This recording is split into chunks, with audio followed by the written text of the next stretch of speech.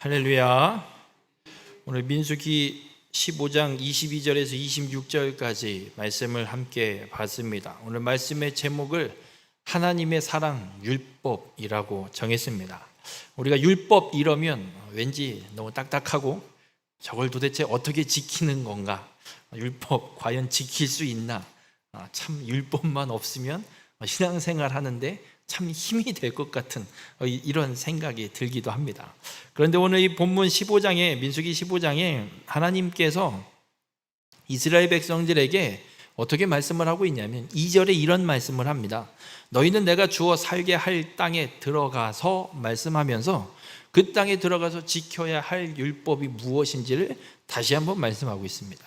우리가 한 가지 분명히 기억해야 될 건 지금 이스라엘 백성들에게 율법이 처음 주어지는 게 아닙니다. 이스라엘 백성들에게 율법이 처음 주어진 때가 언제냐면 출애굽하고 시내산에 오자마자 하나님께서 모든 백성을 불러 모아놓고 십계명을 직접 주셨습니다. 하나님이 주신 십계명의 말씀을 듣지 못한 이스라엘 백성은 없습니다. 하나님의 음성으로 직접 들었습니다. 그리고 지금 이스라엘 백성들이 광야길을 걷는 중에 다시 한번 하나님께서 약속할 땅에 주어서 살게 되면 지켜야 할 율법을 하나님이 말씀하고 있습니다. 그런데 지금 이 말씀, 이 율법을 다시 한번 말씀하시는 시점이 어느 시점이냐?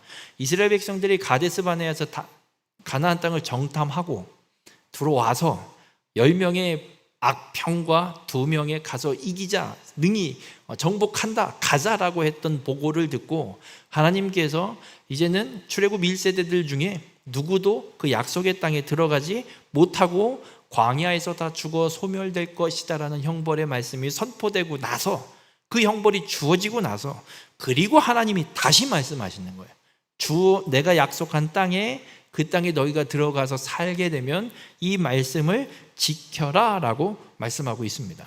이 말씀은 어찌 보면 지금 출애굽 1세대들은 광야에서 죽어 없어질 거기 때문에 들어가서 지키든 말든 상관도 없는 말씀이 될 수도 있습니다. 그런데 이제 약속의 땅에 들어가게 될 출애굽 2세대들에게는 반드시 그 땅에 들어가서 지켜 행해야 될 하나님이 주시는 말씀임을 분명히 기억해야 될 겁니다. 그런데 하나님께서 왜 이 시점에 이 말씀을 주시냐예요. 아니 죄를 짓기 전에 이들이 가데스 바네아에서 정탐하러 가기 전에 먼저 좀 하나님이 다시 한번 못을 받고 내가 준다고 했다, 니네 들어가면 이렇게 해야 된다, 그리고 정탐을 보냈으면 보고가 조금 달라지지 않았을까요?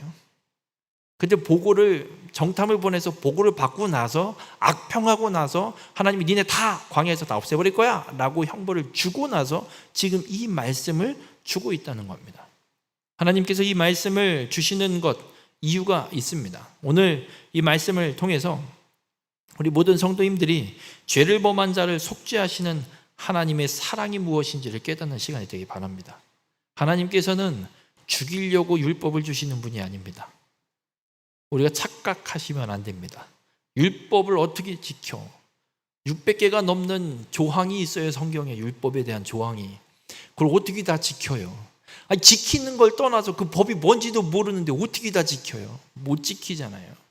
그런데 이 율법이 하나님이 우리를 괴롭히기 위해서 주시는 것이 아니라 우리를 사랑해서 주시는 율법임을 오늘 본문 속에서 말씀해 주고 있습니다.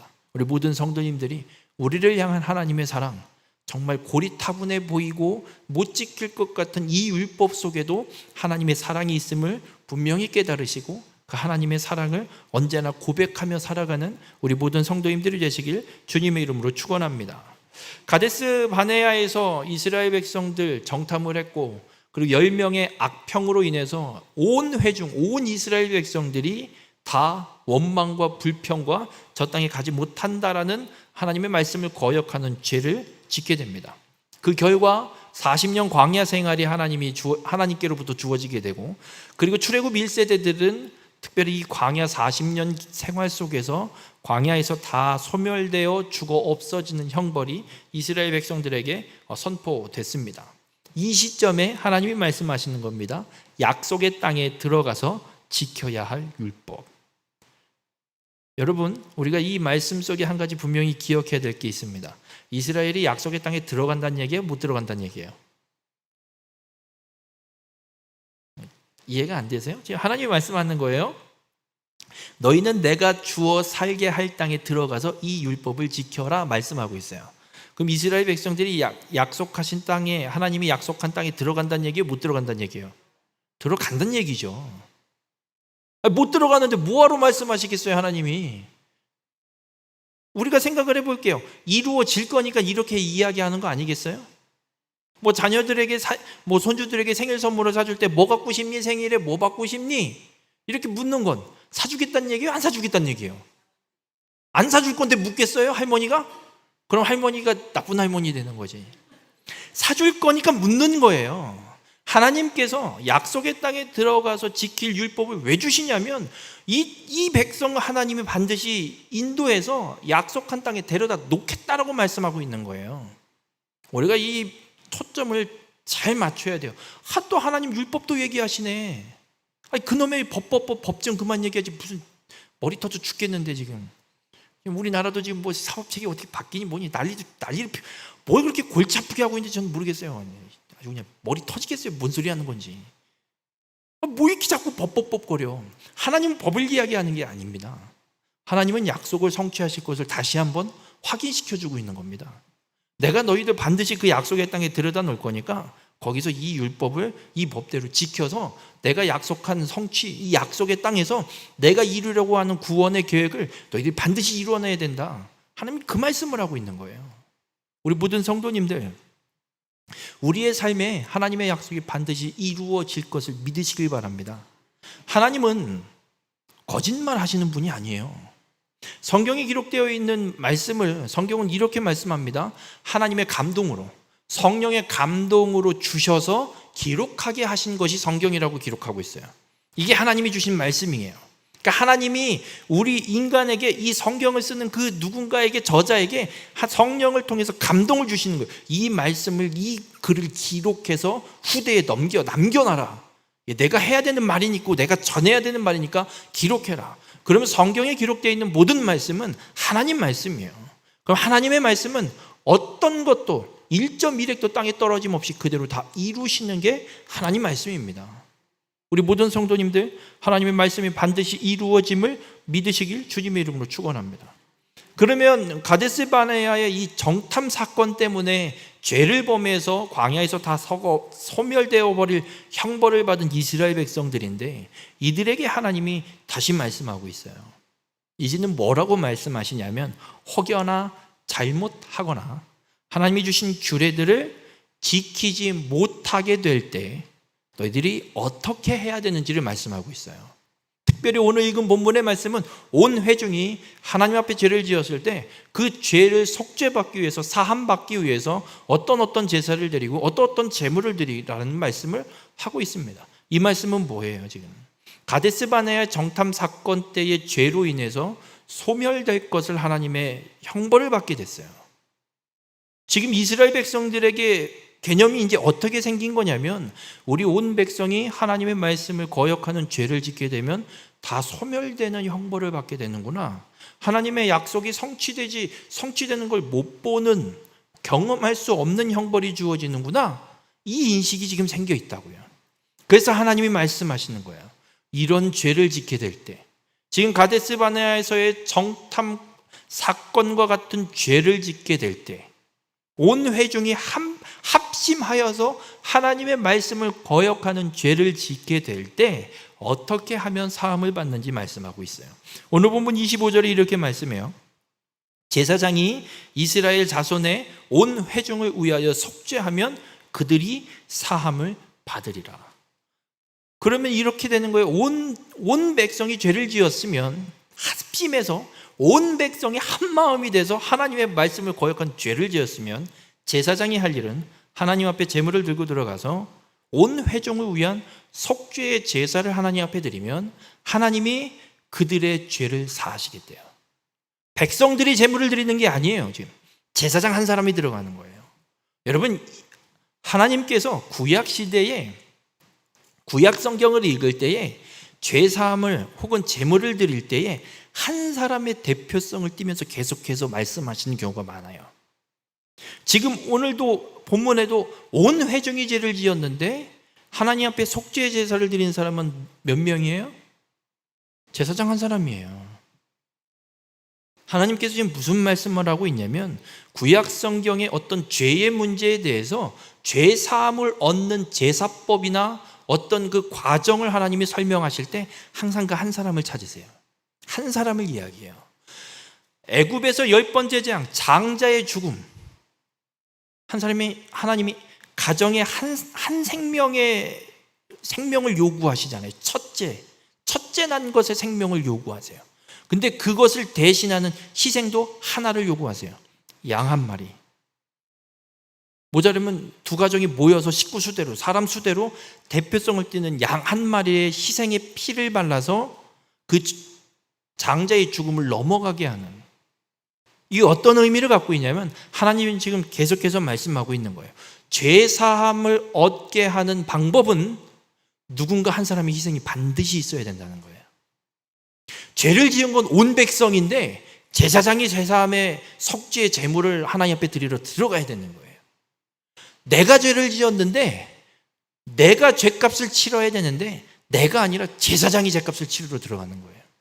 하나님은 지금 우리의 죄를 대신 지고 그 죄값을 치를 구원자를 보내실 것을 하나님이 계속해서 말씀하고 계신 거예요. 구약시대의 성도들은 모릅니다. 이스라엘 백성들은 특별히 모릅니다. 이게 예수님을 얘기하는 건지 뭘 얘기하는지 모릅니다. 그러나 하나님께서는 계속해서 율법과 이 말씀을 통해서 분명하게 선포하시는 거예요. 한 사람의 희생제사, 모든 백성의 죄를 대신 지고 그 죄를 사함받게 하기 위한 한 사람의 제사, 희생제사를 하나님이 끊임없이 말씀하고 계신 거예요. 그러니 지금 온 백성들이 죄를 지을 때 약속의 땅에 들어가서 살아가게 될 이스라엘 백성들에게 하나님이 말씀하시는 거예요. 너희들의 죄를 사함받으려면 제사장이 들어가서 내게 속죄의 제사를 드릴 때 사함을 받게 될 거다. 한 사람의 희생이 반드시 있어야, 그 죄값을 치러야 죄를 사해 줄 것이다라는 걸 하나님이 지금 계속해서 말씀하고 계신 거예요. 그러니 지금 죄 사함을 받는 율법에 대한 이 법을 주시는 건 바로 예수 그리스도 구원자를 보내 우리의 죄 사함을 얻게 하시는 하나님의 구원 계획을 지금 말씀하고 있다는 거예요. 그럼 왜 율법으로 하나님이 이렇게 말씀을 하시느냐? 로마서 3장 20절에 이런 말씀을 합니다. 율법의 행위로 그의 앞에 의롭다 하심을 얻을 육체가 없나니. 여러분 여쭤보겠습니다. 율법 지키실 수 있으세요? 못 지켜요. 죽었다 깨나도 못 지켜요. 하라가 230 몇 개고요, 하지 말라가 365개예요. 600개가 넘어요. 여러분 그거 다 지키실 수 있으세요? 600개는 둘째치고, 율법은 둘째치고 우리나라 헌법은 다 지키세요? 도로교통법은 다 아세요? 몰라요. 우리는 법도 다 몰라요. 법도 다 모르는데 어떻게 법을 다 지켜요? 말도 안 되는 소리예요. 그래서 율법의 행위로는 누구도 하나님 앞에 의롭다 칭함을 받을 인간 이 세상에 단 한 명도 없습니다. 그러니 어떤 행위, 어떤 율법을 지키느냐, 무엇인가를 이루어냈느냐, 행위로 구원을 받거나 행위로 하나님 앞에 의롭다 인정을 받는다라고 이야기하는 것들은 다 새빨간 거짓말쟁이들이에요. 절대 우리의 어떤 행위로는 하나님 앞에 의롭다라고 인정받을 사람 단 한 명도 없습니다. 그럼 율법을 하나님이 왜 주시느냐? 20절 후반절에 이렇게 말씀합니다. 율법으로는 죄를 깨달음이니라. 여러분 여쭤볼게요. 법이 없으면 이게 잘못인지 아닌지 알아요? 몰라요? 몰라요. 우리가 길을 이제 운전을 하거나 길을 갈 때 도로교통법이 있으니까 우회전을 할 때는 우측 깜빡이를 끼고 들어가야 되는 게 맞는 거고, 그리고 차를 갈 때 차선이 있으면 중앙선을 기준으로 오른쪽으로 통행해야 되는 게 법으로 정해져 있잖아요. 근데 이거를 왼쪽으로 가면 역주행이잖아요. 그죠? 근데 이 법이 없으면 옛날에, 아주 옛날에 구한말 6.25 전쟁 전에 그런 게 있었을까요? 그냥 다녔어요. 우측 통행이고 좌측 통행이고 그냥 대충 끌고 댕겼고 서로 피해서 갔으면 됐고, 차가 그렇게 많아서 사고 날 일도 없었고, 그때는 그런 법도 없었어요. 법이 없을 때는 우측 통행을 하든 좌측 통행을 하든 이렇게 가든 저렇게 가든 그냥 길을 가로질러 건너가든 안 건너가든 돌아가든 횡단보도가 있든 없든 건너가거나 말거나 아무렇게나 부딪히지만 않고 사고만 안 나게 잘 다니면 됐었어요. 근데 지금은 법이 정해져 있죠. 횡단보도가 없는 곳에서 도로를 보행자가 가로질러서 건너가면 죄를 짓는 거예요, 안 짓는 거예요? 짓는 거죠. 근데 옛날에 6.25 전쟁 전 구한말 1900년대에 그 초반에 도로를 그냥 가로질러 가도 그게 죄 아니에요. 아니에요. 법이 없으니까. 율법을 하나님이 우리에게 주신 이유가 있어요. 율법을 지켜보잖아요. 절대 못 지켜요. 율법, 하나님이 주신 율법 하나 똑바로도 못 지키는 존재가 우리라는 걸 하나님이 철저하게 깨닫게 하시는 거예요. 그런 죄인임을, 율법 하나 똑바로 지키지 못하는 죄인임을, 하나님 앞에 뭐 하나 내세울 수 없는, 우리의 이 죄의 문제를 해결할 수 없는 그런 처절한 하나님 앞에 죄인일 수밖에 없는 걸 율법을 통해 깨닫는 거예요. 법이 있으니 깨닫게 되는 거예요. 아담과 하와에겐 법이 없었어요. 법이라고 하는 딱 하나 있었어요. 동산 중앙에 있는 선악을 알게 하는 나무의 열매를 먹으면 반드시 죽으리라. 그리고 나머지는 다 먹어도 되고 마음껏 해도 돼요. 그것만 먹으면 반드시 죽을. 이게 법이에요. 아담과 하와에겐 주어진 법이 이거 딱 하나 있는 거예요. 그러니 뭐 죄 될 게 뭐가 있어요? 마음껏 하고 사는 거죠. 그냥. 그러니까 빨개 벗고 살아도, 옷에 아무것도 안 걸치고 살아도 부끄러운 게 없고 그렇게 살 수 있는 거예요. 그런데 죄를 짓고 난 이후부터는 부끄러움이 들어왔고 확인이 됐고, 이게 잘못이라는 게 확인이 됐고, 죄인이라는 게 깨달아졌고, 그러니 서로를 보는 것이 부끄러운 거고. 여러분, 그렇습니다. 율법은 그렇게 우리로 하여금 하나님 앞에 우리가 어떤 죄인인지, 우리의 죄가 무엇인지를 깨닫게 하는 것이 율법입니다. 그래서 하나님이 우리에게 이 율법을 통해서 우리로 하나님이 죄를 사해 주시는 이 속죄의 은혜가 없으면 우리는 죄 문제를 해결받지 못하는 죄인입니다라는 걸 깨닫고 하나님 앞에 고백하는 삶으로 이끄시기 위해서 우리에게 이 율법을 주셨음을 말씀하고 있습니다. 그럼 우리의 죄를 해결하는 법 딱 하나밖에 없어요. 아까도 말씀드렸지만 제사장으로 하여금 온 이스라엘의 회중을 위해서 속죄하면, 제사장이 속죄하면 온 백성의 죄가 사하여진다라고 말씀하고 있습니다. 이것처럼 요한일서 2장 2절에 그는 우리 죄를 위한 화목제물이니 우리만 위할 뿐 아니요 온 세상의 죄를 위하심이라. 하나님의 약속하신 대로 여자의 후손을 보내셔서 그 사단의 권세 멸하시겠다고 약속하신 대로 그 누군가 한 존재를 이 땅에 보내셔서 그 한 존재로 하여금 우리의 모든 죄를 사함받는 속죄의 제사를 드리게 하신다라고 말씀하고 있어요. 그게 예수 그리스도라는 겁니다. 그래서 예수 그리스도께서 십자가의 대속의 죽음으로 죽으시는 것, 화목제물이 되어서 십자가에서 죽으심으로 우리의 모든 죄, 성경은 기록합니다. 우리만, 그러니까 요한이 쓸 때 이야기하는 거예요. 그 당시 그리스도인들, 우리의 죄만 위하는 것이 아니라 온 세상의 모든 죄, 앞으로 올 모든 세대의 죄까지도 예수 그리스도께서 담당하셔서 죄사함의 그 화목 제물이 되어 주셨다라는 것을 분명하게 선언하고 있습니다. 우리 모든 성도님들, 오늘 주님은 우리에게 분명하게 말씀하고 있습니다. 우리는 광야 같은 이 인생길을 걸어가면서 율법 하나 똑바로 지키지 못하는 죄인입니다. 지킬 수 없습니다. 뭔가 나는 할 수 있을 것 같은데요 라고 말하는 사람, 그 생각 자체가 악입니다. 하나님 앞에 교만인 겁니다. 왜냐하면 하나님이 몰라요 이거를? 하나님이 율법을 주시면서 모를까 이것들이 지키니 못 지키니? 하나님은 다 아시는 분이에요.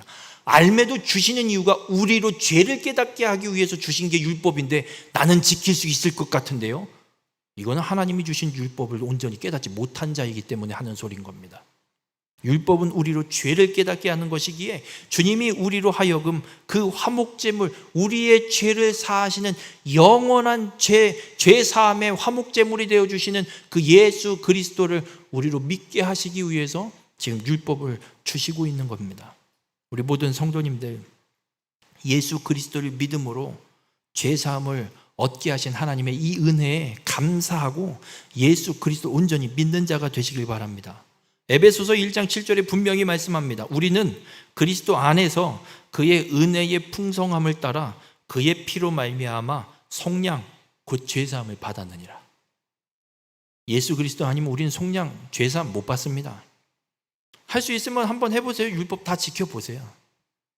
600개 넘는 이 율법 지켜보세요. 제가 쫓아다니면서 당신이 이거 못했습니다라고 계속 이야기해 드릴 테니까 한번 할 수 있으면 해보세요.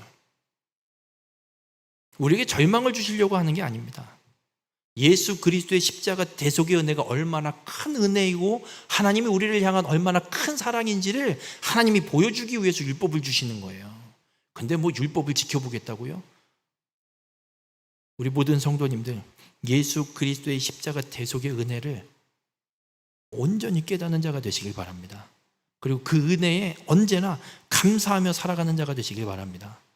그래서 오늘 하나님이 이 이스라엘 백성들에게 분명히 말씀하고 있는 것처럼 약속의 땅에 들어가거든 너희들이 지켜야 할 율법, 하나님의 약속이 반드시 성취될 것을 믿고 우리의 죄를 사하신 예수 그리스도 그 대속의 은혜를 온전히 누리고 믿음으로 구원받은 자의 삶을 온전히 살아감으로 하나님의 약속이 온전히 이루어지는, 하나님의 나라가 온전히 이 땅 가운데 여러분의 삶의 터전 가운데 온전히 회복되는 역사가 일어나기를 주님의 이름으로 축원합니다.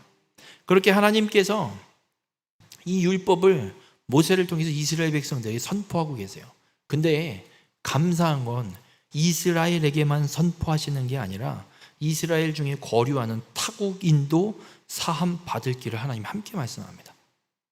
여러분, 우리가 이 유대인들이 선민의식을 갖고 있어요. 하나님 앞에 부름받은 선택받은 민족은 유대인 우리밖에 없다라는 정말 편협한 생각을 갖고 살아가고 있는 게 유대인들이기도 해요.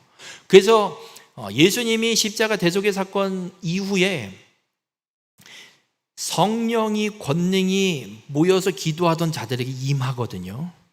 근데 이 유대인들이 성령의 권능을 받고 나가서 복음을 전하는데 이방 민족에게 복음을 전하지 않습니다. 베드로도 이방 민족에게 복음 안 전해요.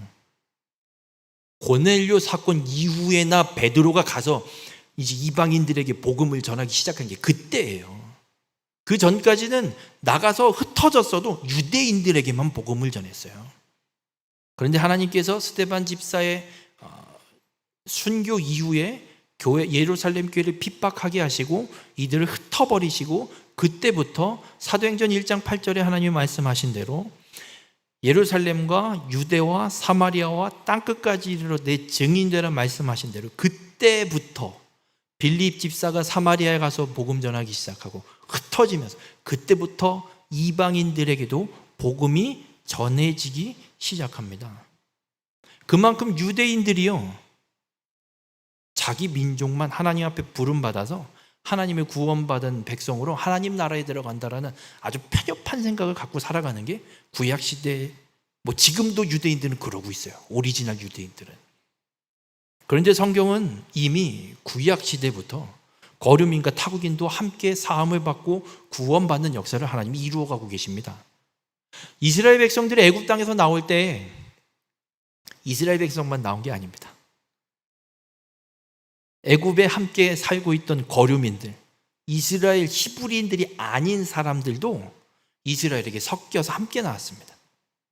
지금 광야길을 가고 있는 중인데 이 광야길을 가는 중에 이스라엘 오리지널 혈통을 지키고 있는 이스라엘만 있는 게 아니라 다른 민족인 사람들도 지금 섞여서 함께 길을 가고 있다고요. 나중에 여호수아를 통해 선도로 여리고성을 정복할 때 여리고성 정탐꾼 2명을 도와준 사람이 있습니다. 기생 라합이에요. 이 여자는 히브리인 아닙니다. 근데 놀랍게도 이 여인이 예수님의 족보 마태복음에까지 기록이 돼요. 룻, 다윗의 증조 할머니 정도 돼요. 룻은 모압 여인이에요. 근데 이 여인도 예수님의 족보에 올라가요. 아니, 유대인들이 갖고 있는 사상 그대로라면 이 사람들은 빠져야죠, 성경에서. 이미 하나님은 구약 시대부터 이미 하나님은 유대인만 구원하시는 게 아니라 히브리인만 부르시는 게 아니라 이 땅의 모든 사람들이 죄 사함을 받고 구원받는 길을 이미 역사 속에서 하나님은 이루어오고 계신 분이에요. 근데 이거를 히브리인들, 유대인들이 왜곡 잘못 이해해서 지들만 구원받고 하나님 나라 들어가는 줄 알고 그 선민의식에 쩔어서 살고 있는 중이에요. 하나님은 이미 오늘 본문에도 말씀하고 있습니다. 이스라엘 회중, 온 회중 중에 거류하는 타국인과 거류하는 사람들도 함께 사함 받을 길을 하나님 말씀하고 있어요. 그래서 요한복음 1장 13절에도 보면 주님이 이렇게 말씀합니다. 혈통으로나 육정으로나 사람의 뜻으로 나지 아니하고 오직 하나님께로부터 난 자들이 하나님의 자녀임을 말씀하고 있어요. 여러분, 절대 혈통으로 하나님은 구원하시는 분 아닙니다. 근데 구약시대는 하나님이 왜 그렇게 혈통을 지키라고 하셨을까요? 혈통을 지키라고 하신 건 하나님이 약속하신 메시아를 보내기 위한 통로를 지키라고 말씀하시는 거예요. 하나님이 여자의 후손이라고 말씀하셨어요. 창세기 3장 15절에 여자의 후손을 보내신다고 말씀하셨어요. 그러니까 하나님의 말씀과 뜻대로 온전히 그 믿음을 지켜가는 믿음의 사람을 통해서 보내실 걸 약속하고 계신 거예요. 그리고 아브라함에게 그 구속사를 어떻게 이루실지 구체적으로 이야기하시고, 그리고 야곱을 통해서 12아들들 중에 유다의 지파 가운데 메시아를 보내실 것을 약속하셨고, 그리고 그 유다의 혈통 중에 다윗의 왕위를 하나님이 지키셔서 그 혈통을 통해서 메시아가 오게 하시겠다라고 하나님이 약속하셨어요. 그럼 하나님 말씀하신 대로 이루어 내셔야 되잖아요. 메시아를 그렇게 철저하게 하나님의 뜻과 하나님의 계획대로 이루어가는 사람들을 통해서 하나님의 약속을 성취하시는 걸 보이기 위해서, 그걸 이루어내기 위해서 하나님이 말씀하시는 거고, 구원받는 자에 대해서는 하나님이 인종을 제한 두지 않으십니다. 이게 우리에게 얼마나 큰 은혜인지 몰라요. 만약 하나님이 구약시대에 거류민과 타국민들이 구원받고 죄사함 받는 이 은혜의 말씀을 싹 다 잡아 빼버리고 이스라엘 너희만 내가 구원하리라 라고 말씀하셨으면 우리는 구원 못 받습니다. 죽었다 깨나도. 물론 그렇게 하실 하나님이 아니시지만, 그렇게 하면 하나님이 아닌 게 돼버려요. 우리가 한 가지 분명히 기억해야 될 건, 하나님이 여호와 하나님, 우리가 성경에 말씀하고 이 하나님이 하나님 되시는 이유가 여기 있는 거예요. 신실하게 어디에도 흠이 없이 하나님이 계획하신 일들 하나도 빠짐없이 이 땅의 모든 사람들이 죄 사함을 받고 구원을 받아서 하나님의 뜻대로, 하나님의 창조의 원리대로 하나님의 나라를 회복하게 하실 수 있는 그 모든 역사를 지금 정말 한치의 오차도 없이 차곡차곡 이루어 놓고 계시거든요. 그래서 하나님이신 거예요. 이거 아무나 못합니다. 하나님 아니면 못할 일이에요. 그래서 하나님이 말씀하시고 모든 역사를 그렇게 이루어내심으로 하나님께서 하나님 되심을 우리에게 증거하고 계신 거예요. 이게 우리를 향한 하나님의 사랑인 거예요. 하나님의 이 사랑이 아니었으면 우리가 어떻게 구원받겠습니까? 율법 하나도 못하는데, 못 지키는데. 그래서 로마서 5장 8절에 주님이 우리에게 이렇게 말씀합니다. 우리가 아직 죄인 되었을 때 그리스도께서 우리를 위하여 죽으심으로 하나님께서 우리에 대한 자기의 사랑을 확증하셨다라고 말씀합니다. 우리가 죄의 문제를 해결해서 하나님이 우리를 사랑하시는 게 아니에요. 죄인 되었을 때 이미 하나님은 다 하시고, 우리의 죄 문제를 해결하기 위한 구속, 그 죄 속죄의 제사를 예수 그리스도를 죽이심으로 하나님께서 우리를 사랑하고 계심을 확증하셨다라고 성경은 기록해요. 우리 모든 성도님들, 하나님이 그렇게 여러분을 사랑하십니다. 이 사랑을 잊지 마시길 바랍니다. 그저 우리의 삶에 일어나는 어떤 사건 한 사건 때문에 하나님이 우리를 사랑하시긴 하나, 이런 생각하지 마십시오. 아무리 죽을 것 같은 위기와 정말 이건 해결할 수 없는 문제, 어떤 그런 위협, 이런 것들이 아무리 생길지라도 하나님은 우리를 사랑하십니다. 하나님은 아세요. 그런 상황이 올 때 우리가 불평하고 원망하거나 하나님을 잠시 떠날 수도 있다는 거 하나님 이미 알고 계신 분이에요. 그 몰라서 너 이럴 수 있었니? 아유 미안하다 이러는 분이 아니에요. 아시는 분이에요. 아시기에 그런 일도 우리 가운데 이뤄 놓으시는 거예요. 우리로 하나님을 깨닫게 하시기 위해서. 여러분, 제 어렸을 때 어떤 생각을 갖고 있었냐면, 뭐 고등학교 시절에 이렇게 연합수련회를 가보면 어떤 애들이 뭐 방언으로 기도하면서 울고불고 난리를 치면서 기도를 해요. 얘기를 들어보면 교회 나온 지 얼마 안 된 애들이에요. 부모님도 교회 안 다니고. 그걸 보면서 전 한편으로는 이랬어요. 야, 차라리 쟤들이 나보다 낫다. 모태신앙이 나는 기도도 못해, 찬양도 못해, 말씀도 몰라, 할 줄 아는 게 아무것도 없어. 근데 이제 막 예수 믿기 시작한 쟤는 하나님이 얼마나 사랑하시면 방언도 주셔, 기도를 저렇게 하게, 눈물 콧물 싹 빼가면서 하나님 앞에 기도하게. 야, 부럽다. 세상 참. 엄마 뱃속에서부터 교회 다녔으면 뭐하나. 차라리 나도 저런 경험이라도 있으면 좋겠다는 생각을 했었어요. 근데 지금은 그 생각을 안 해요. 하나님 감사해요. 그냥 이렇게 큰 굴곡 없이 누가 이러죠? 뭐 가늘고 길게?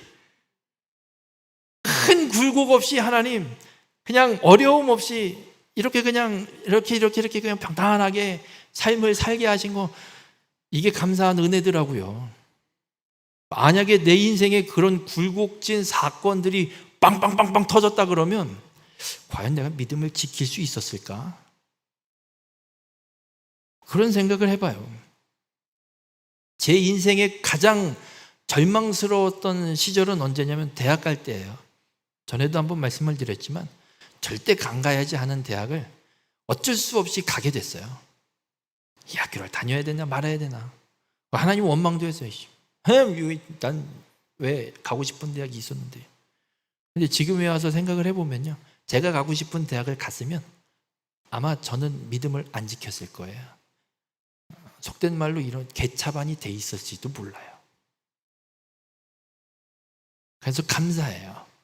그런 굴곡 없이 이렇게 모태신앙 뭐 할 줄 아는 거 아무것도 없어도 이것도 못하고 저것도 못하고 못하는 모태신앙이라도 이 자리까지 하나님이 이끌어 오신 게 하나님 사랑이더라고요. 우리 모든 성도님들, 여러분의 삶에 어떤 일이 일어날지는 알 수는 없습니다. 그러나 분명한 건 한 가지, 하나님께서 우리를 사랑하신다는 거예요. 내가 지금 삶의 어떤 문제 때문에 원망과 불평을 일삼고 있을 수도 있어요. 하나님 앞에 원망할 수도 있어요. 근데 하나님은 그것도 알고 그 일을 이루고 계신 분이에요. 중요한 건 그 사건 속에 내가 하나님을 끝까지 붙드냐예요. 바라기는 원망이 나올 수 있는 상황들이 있고 원망할 수도 있는데 그럼에도 불구하고 하나님을 절대 놓지 마세요. 간혹 이런 경우가 많잖아요. 안 되겠어. 난 방학을 해야지. 방학하지 마세요. 죽으나 사나 불불대고 하나님 원망해도 하나님 앞에 나와서 원망하세요. 하나님 앞에 쏟아놓으세요. 하나님은 그걸 다 알고 기다리고 계신 분이에요. 그 일과 그 사건을 통해서 하나님은 우리를 깨닫게 하시니 내가 얼마나 하나님 아니면 이 죄의 문제를 해결할 수 없는 존재인지를 처절하게 깨닫게 하시는 거예요. 하나님의 사랑이 여기에 있어요. 우리로 깨닫게 하셔서 하나님 아니면 안 되는 걸 알게 하셔서 하나님께로 온전히 돌아서게 하기 위해서 하나님 우리의 인생의 그 모든 사건들을 이루시는 거예요. 가데스 바네에 정탐시켰을 때 하나님 이거 몰랐을까요? 모르고 시킨 것 같으세요? 아니에요. 하나님 다 아시는 분이에요. 알고도 시키신 거예요. 이스라엘 백성들로 하여금 너희들이 어떤 존재인지를 하나님은 처절하게 깨닫게 하시는 거예요. 우리의 인생에도 하나님은 동일하게 역사하심을 믿으시길 바랍니다. 그리고 하나님이 말씀하시잖아요. 내가 너희의 죄를 사할 길을 알려주겠노라. 오늘 우리에게도 주님은 동일하게 말씀하고 있습니다. 우리의 죄를 사함받는 길을 오늘 주님이 율법을 통해 말씀하고 있습니다. 예수 그리스도의 대속의 사건이 아니면 누구도 하나님 앞에 죄사함을 받을 수 없음을 오늘 율법을 통해 우리에게 말씀해 주고 있습니다. 우리 모든 성도님들, 율법을 통해 죄사함을 받는 하나님의 자녀가 되시길 바랍니다. 그 하나님의 사랑을 온전히 깨닫는 자가 되시길 바랍니다. 그래서 그 하나님의 사랑으로 하나님이 우리에게 주신 말씀대로 주님이 우리에게 특별히 주신 큰 계명, 하나님 사랑과 이웃 사랑을 말씀하고 있습니다. 우리에게 주신 하나님의 그 사랑을 온전히 깨달아서 그 사랑으로 하나님을 사랑하고 나의 이웃을 사랑하는, 그래서 하나님의 거룩한 뜻을 이 땅 가운데 온전히 이루어가는 믿음의 삶을 살아가는 우리 모든 성도님들이 되시기를 주님의 이름으로 축원합니다.